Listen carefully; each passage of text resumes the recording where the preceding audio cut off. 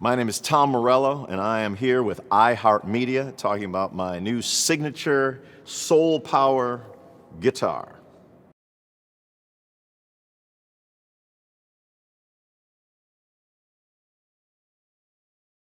When I first saw what was the basis of this guitar at a guitar shop and pulled it off the rack, it was a guitar that was both beautiful, it was both pretty, and it was mean. And those were the sounds that eventually came out of it. It was my job to harness those, but I needed to make it my guitar. So I added the toggle switch, I added the hot pickup in the back, and I added the whammy bar to be able to sort of build a bridge and a transition between my other guitars, and yet something that was going to have its entirely sort of unique lights to point towards a new batch of songs, a new batch of music. This is the Audioslave guitar. It was a new band that had an entirely different sonic. We're discovering an entirely brand new sonic landscape, led by Chris Cornell's beautiful and terrifying vocals.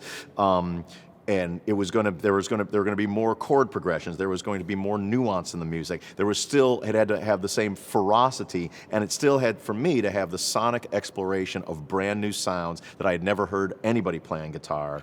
And by doing these mods all at once, gave this guitar the potential to do all that.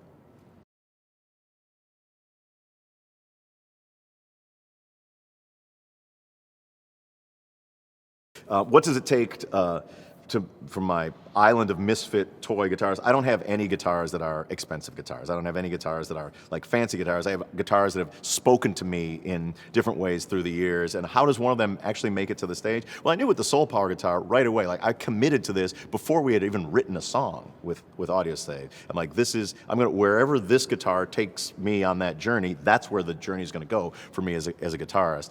Other times I just might like the color of a guitar. One of my favorite guitars is $40 Canadian, in a pawn shop. That was won Rage's first Grammy. So there's really sort of no formula for it. Something has to really speak to me. And this guitar spoke to me very, very deeply. And the second that I bought this guitar, got home, I scrawled Soul Power on it because I knew that it was a new era for my music and a new band with Audioslave.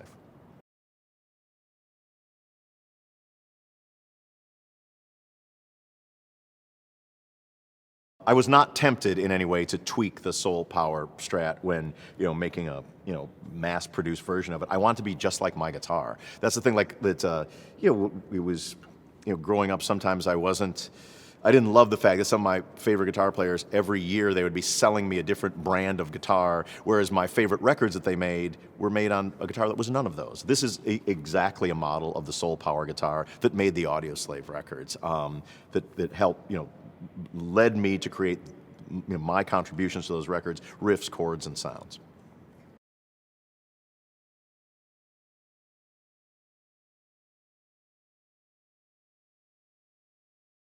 What's my favorite sound that I get out of this guitar? I would say that while it certainly has the ability to create all of the nutty animal noises and R2-D2 sounds that are my stock and trade, it was the pleasant surprise of the rhythm pickup on this guitar that made my harder riffs sound like different in a way that was very exciting to me. They were just as heavy, they were maybe a little springier, they were maybe a little funkier, maybe the grooves were a little bit deeper due to the innate properties of the Soul Power guitar.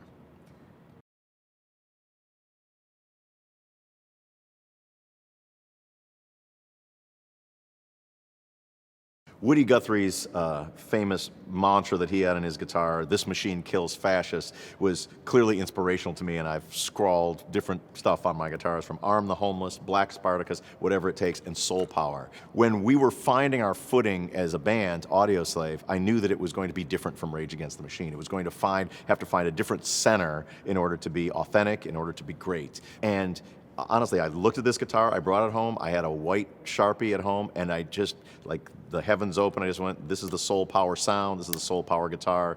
It was inspiration, it was not overthought.